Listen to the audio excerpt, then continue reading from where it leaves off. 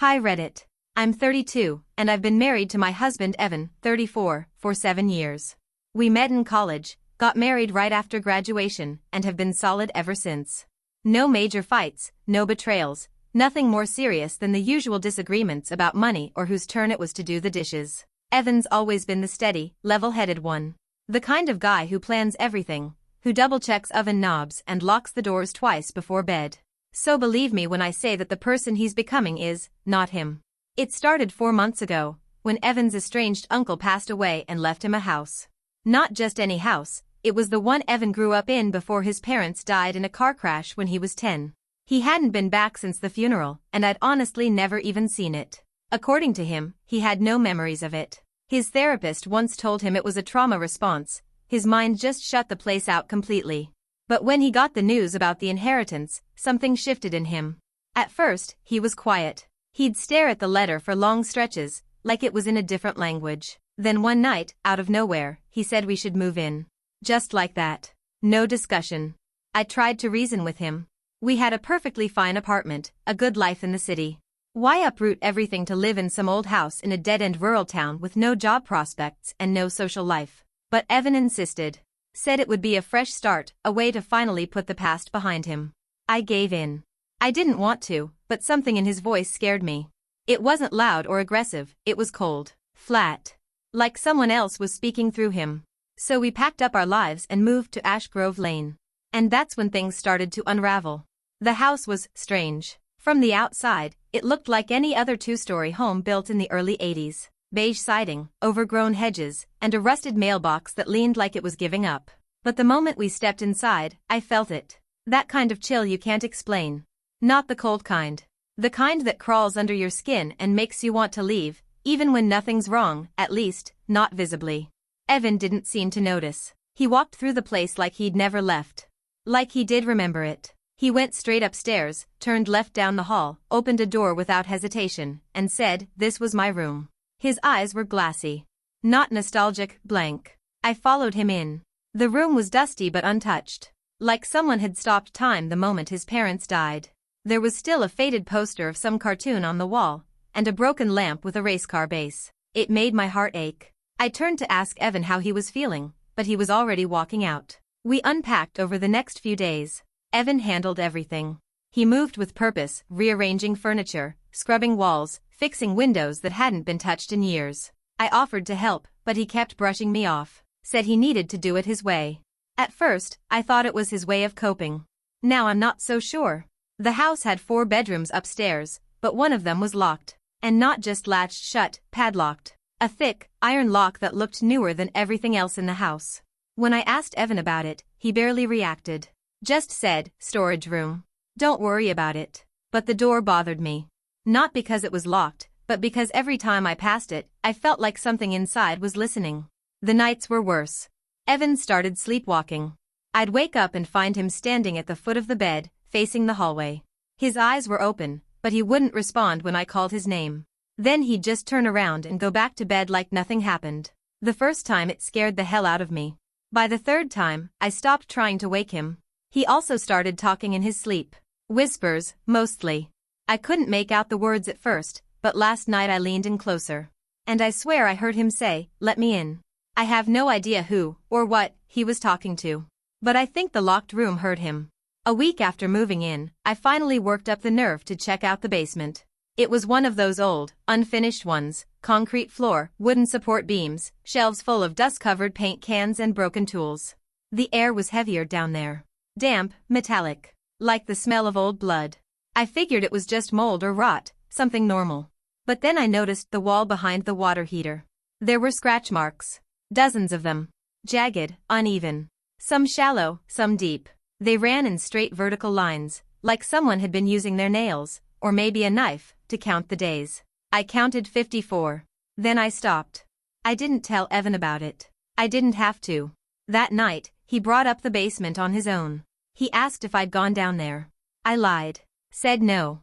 He stared at me for a second longer than he should have. Then said, "Good. It's not safe." His voice was flat again, like he was reading a script he didn't want to say. Then he added, "Don't go down there alone."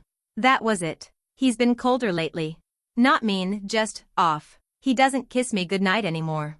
Doesn't say I love you unless I say it first, and even then, his voice sounds distant. Like he's distracted. I've caught him standing in front of the locked door 3 times now. Just standing there. Not moving. Not speaking. He never hears me approach, never acknowledges me when I pass by. Just stares at it like he's waiting for something. Last night, I tried to touch him while he was doing it. Just a light hand on his shoulder. He flinched so violently that he knocked over the picture frame hanging on the wall. It shattered, glass everywhere. He didn't say sorry. He didn't even look at me. He just walked into our bedroom, shut the door, and left me there to clean it up. I picked up the broken photo. It was one of our wedding pictures. The glass had cracked right across my face. Later that night, I was brushing my teeth when I noticed something under my fingernails. I thought it was dirt. But when I looked closer, it wasn't dark brown like soil. It was red. And I hadn't cut myself. I didn't sleep that night. I lay awake beside Evan, listening to his breathing, slow and steady like always, but I couldn't shake the feeling that something was watching me. Not him. Something else. The next morning, I woke up alone. Evan was already downstairs. I could hear him pacing in the kitchen. He does that now, paces. For hours sometimes. Never talking. Never sitting down. I decided to snoop. Not something I'm proud of, but I felt like I didn't have a choice. I waited until he went out back to fix the shed roof. He's been obsessed with the shed lately, but he won't let me near it. Says it's full of dangerous tools. Funny, considering the only thing I've seen in there is a rusted rake and a pile of firewood. While he was outside, I went to the locked room again. Just stood in front of it. I touched the padlock. It was cold, too cold.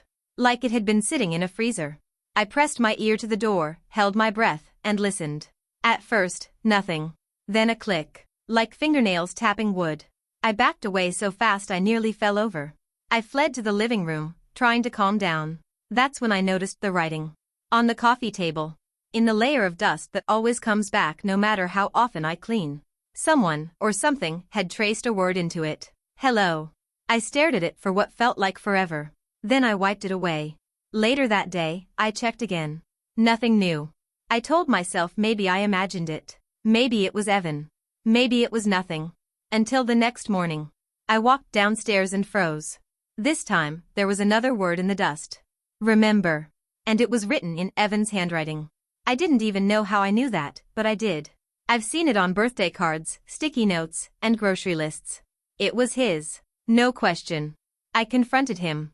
Asked him if he was messing with me, if he was writing things in the dust to freak me out. He blinked at me, confused, or pretending to be. Then he laughed. A weird, hollow kind of laugh. Not like him at all. I didn't write anything, he said. But his fingers were covered in dust, and I could see scratch marks, tiny ones, along his knuckles. Like he'd been trying to claw something open. Or out. I started sleeping with the bedroom door locked. It felt stupid at first, locking myself in a house I shared with my husband, but Evan wasn't acting like my husband anymore. He wasn't acting like anyone I knew at all. That night, I couldn't fall asleep. I kept hearing creaks in the hallway. Light footsteps. I told myself it was just the old house settling, but deep down, I knew better. Around 3 a.m., I heard him. Evan. He was outside the door, whispering. Not to me. Not calling my name. Just whispering. I pressed my ear to the door and held my breath. The only word I caught was downstairs. Eventually, the footsteps faded. But I didn't sleep. The next morning, I found him asleep on the living room floor. No blanket. No pillow. Just lying there, curled up in front of the cold fireplace. His hands were dirty, like he'd been digging. His nails were cracked. There was dirt under his eyelids. When he woke up, he didn't say anything. Just stood up, walked past me, and went into the bathroom. No good morning. No what happened. Nothing. I decided to record him. I set up my phone in the vent between our bedroom and the hallway. He kept standing there at night, and I wanted to know what he was doing. The next day, I played the recording. The audio was quiet at first, creaking floorboards. A long silence. Then, breathing. Heavy and fast. Followed by a voice. But it wasn't Evan's. It was deeper. Raspy. Like it hadn't spoken in years. And it said, "She doesn't belong." I dropped the phone. I sat on the floor for an hour, shaking. Trying to decide if I was losing it. Later that afternoon, Evan came up behind me in the kitchen, and for the first time since we moved in, he touched me. Gently. His hand on my lower back. For a split second, I let myself relax. Then he leaned in and whispered, "You've been going through my things." I froze. I hadn't told him. He smiled like it was nothing and walked away. But I couldn't shake the feeling that I wasn't just living in his childhood home anymore. I was trespassing in something that never left. I started keeping a journal. I don't know why, it's not like writing makes this feel less insane. But I needed somewhere to put the thoughts that didn't feel safe to say out loud. Especially with Evan around. Especially after that whisper. I've stopped asking him questions. Every time I do, he either stares through me or gives answers that don't fit. Like when I asked if he remembered the scratch marks in the basement, he said, they were always there. My mom said they were just from the dog. But Evan never had a dog. He's told me that himself a dozen times. And yesterday, when I asked who used to live in the locked room, he said, I did. He didn't. That night, I looked at old photos from Evan's childhood. I'd brought a shoebox of them when we moved. His parents, smiling on beaches, at barbecues, holding a tiny Evan in their arms. But I noticed something I hadn't seen before. In the background of one photo, Christmas, 1993, there was a mirror behind the tree. And in the reflection? A boy. Not Evan. Not any cousin I recognized. He was standing in the hallway. His face pale, eyes blacked out, like they'd been smeared in the photo. I stared at it for so long I didn't hear Evan walk in. He looked at the photo in my hand and said, too quickly, that's a double exposure. Throw it out. Then he grabbed it from me and ripped it in half. Later that night, I went into the bathroom and saw something that nearly made me fall over. My reflection blinked, before I did. Just a half-second delay. A stutter, almost. I stared at myself for 10 minutes straight, testing it. Most of the time, it mirrored me perfectly. But sometimes, just barely, it was off. Like it was lagging. I turned to leave. As I reached for the light switch, my reflection didn't move. It smiled. I left the light on and didn't go back in until sunrise. That morning, Evan made me coffee like nothing had happened. Sat across from me and asked if I'd unpacked the attic yet. I told him no. His smile was too wide when he said, you should. It's important to remember. I didn't ask what he meant. But I think whatever's in this house is using him now. And I don't think it's finished. I didn't go into the attic right away. After everything, the mirror, the voice in the vent, the photo, I told myself I'd stay out of every locked or shadowed part of this house. But that night, around 2:30 in the morning, I heard the creak. A single, slow creak above the ceiling. I sat up in bed, every hair on my body standing up. I knew that sound. The attic door. The pull-down one in the hallway ceiling. I got out of bed and cracked the bedroom door just enough to peek through. The hallway was empty, still. But the attic stairs were down. Fully extended. Evan was nowhere to be seen. I stood there, frozen. I don't know for how long. Eventually I whispered his name. Nothing. I tiptoed down the hall, calling again, a little louder. Still nothing. When I got to the stairs, I saw it. Footprints. Dusty ones on the steps. Bare feet. Small. Like a child's. I should have turned back. But I climbed. Every step felt like it echoed inside my bones. The attic was pitch black, and I had to use the flashlight on my phone. Dust particles floated like ash, and the air was heavier than it should have been. Like I was breathing something not meant for lungs. At first, it was just boxes. Old toys. A deflated balloon. But then I saw the corner. A mattress. Small. Moldy. And a chair beside it. Tied to the chair were ropes. Frayed. Cut. Like someone had once been restrained there. On the wall behind it, someone had carved words into the wood. Dozens of them. Repeated over and over. He made me forget. I was here. Don't let him make you forget too. I was backing away when I heard the footsteps. Below me. Evan's voice, calm and strange, called out. You remember now? I didn't answer. I didn't move. And that's when I realized, I hadn't told him I went to the attic. He knew. Because he opened it. Because he wanted me to find this. But why? And then it clicked. He wasn't trying to stop me. He was trying to wake something up. I didn't sleep after that. I barely made it down from the attic without falling. Evan was gone by the time I reached the hallway. No footsteps, no sound, just gone like he'd melted into the walls. I locked myself in the bedroom and shoved a chair under the doorknob. Not that it would have helped if whatever was inside him wanted in. The next morning, he acted like nothing had happened. Like I hadn't just discovered a child-sized mattress and rope burns in the attic of the house he insisted we move into.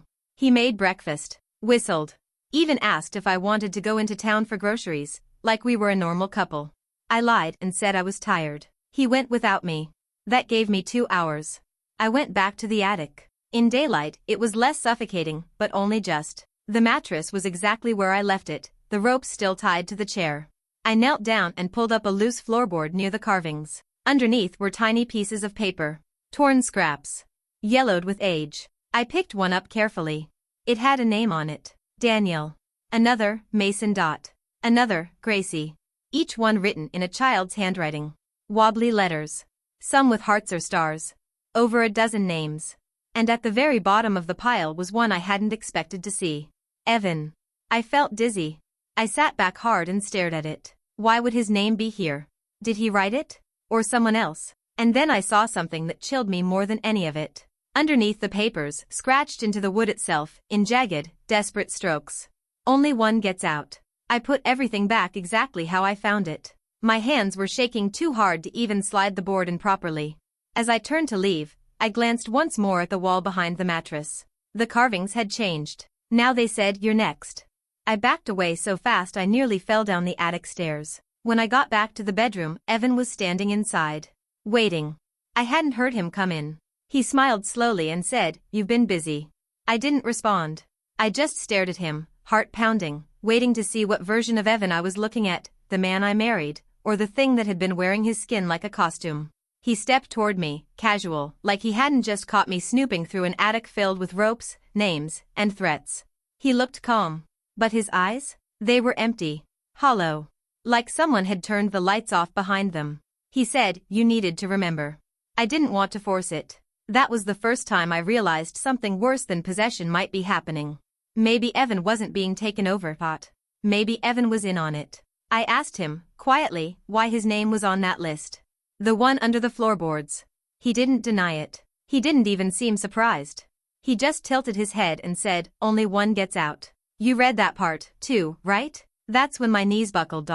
Because it didn't sound like a warning. It sounded like a rule. He told me stories then. Not like a confession, more like bedtime tales he'd been waiting to share. He said he used to have dreams, as a child, about the locked room.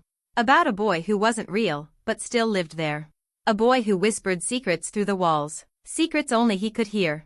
And every time Evan tried to tell someone, his parents, a teacher, the boy would get louder. One night, the dream stopped, because Evan gave in. He wouldn't say what that meant. He just smiled and said, "I was the one who got out." And the worst part? He wasn't angry with me for snooping. He wasn't trying to hide anything. He wanted me to understand, to catch up, because now it was my turn. Before I could say anything, he reached into his pocket and pulled out a small key. He placed it on the dresser beside me. The key to the locked door. Then he said, "He wants to meet you." And left the room.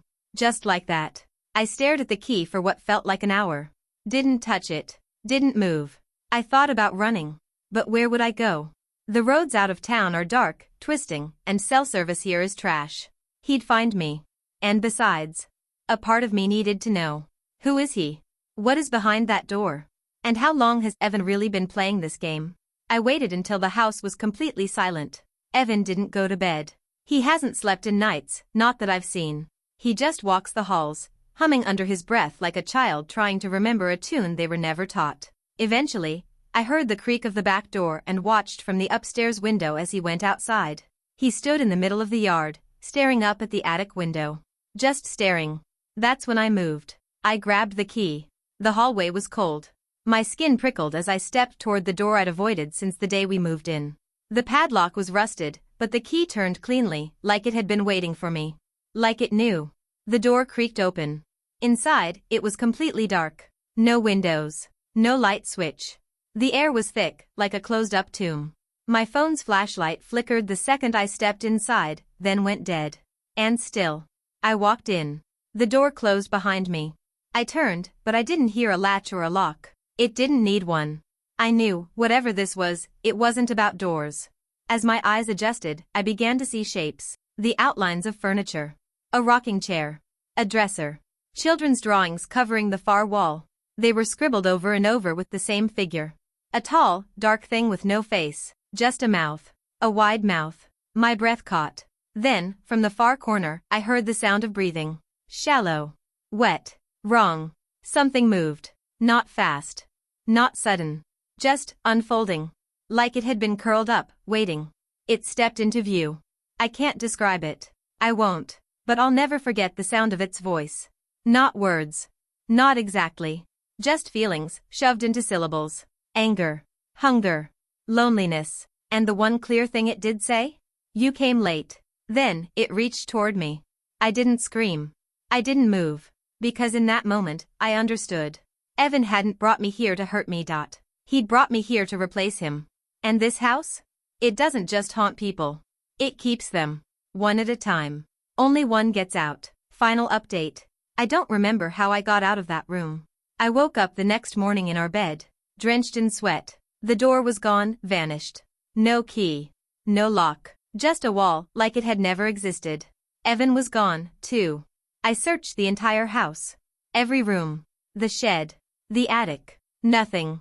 The only thing left was a note on the kitchen table. It said thank you. I remember now. Your turn. The town sheriff says there's no record of an Evan living here. No family named Hollis ever owned this house. According to the town, it's been abandoned since 1995. But I still hear the humming at night. And sometimes, when I pass the hallway mirror, I see someone else walking behind me. I haven't left yet. Because part of me is still hoping, maybe it's not too late. But deep down, I know the truth. I'm the one who stayed. And he's the one who got out.